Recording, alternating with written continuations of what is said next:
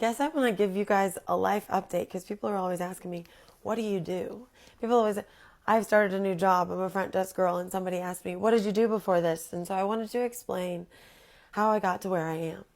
I went to the University of Tennessee. I studied social work. When I was there, I thought I was going to be a case manager and a therapist. After college, I joined the Peace Corps.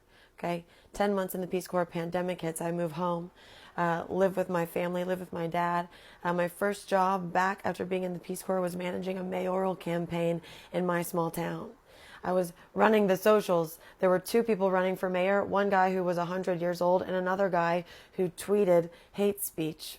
And so I helped the guy who was 100 years old with his socials, and he won. But they were both Republicans, and that's on being in politics in small towns in the South. There are no Democrats. Well, there was one, and she had to have a police officer outside of her house during the election because she was the only Democrat in town. Anyways, that was my first job. Then I moved to Washington, D.C. I was a nanny in a pod for 3 families. So I was basically a preschool teacher / nanny for the entire pandemic. Then I moved to New York because I was dating a guy, and I was like, oh, I'm dating a guy in New York and my work in D.C. is over, so let me move to New York. In New York, my first job was being an assistant. That was one of the not favorable jobs of my life. And then I got a job in marketing, and I loved my job in marketing because it was out on Long Island and I could do the reverse commute. So my first real 9-to-5 job in life and in New York was commuting from Brooklyn to Long Island. And I loved it. I loved it out there. But then I was like, I should probably work in the city, right? Got a marketing job in the city, hated that, quit. And then I was like, well, I'm on the internet.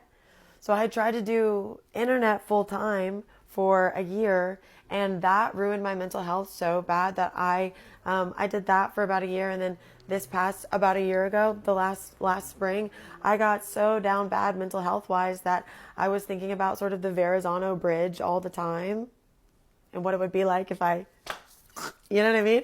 And I was maybe Googling some questionable things like, how did Anthony Bourdain, you know what I mean?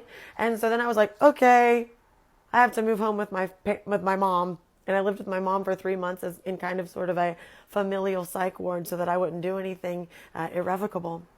And then I moved back to New York, and now I'm a front desk girl, which I love, and I nanny, and I'm kind of doing this internet thing, but I'm also working on a Boysober podcast with iHeartRadio.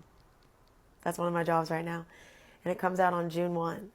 And I can't wait to share it with you, and that's what I do now. And that's kind of how I got here.